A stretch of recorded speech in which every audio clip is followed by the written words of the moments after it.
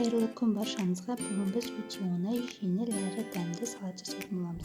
Қайнап тұрған суымызға азғантай тұз бен лимон құйып, азғантай цветный капустаны салып 1-2 минут қайнатамыз. Бізге сәбіз, огурцы, редиска, чеснок, помидор керек.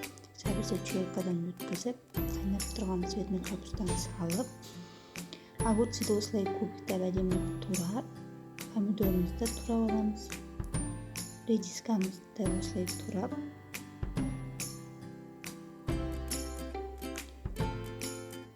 чесногымызды теркадан өткізіп, барлығын бір ыдысқа саламыз. Азғантай укроп, дәміне қарай тұз, қара бұрыш, паприка, азғантай сеуіп,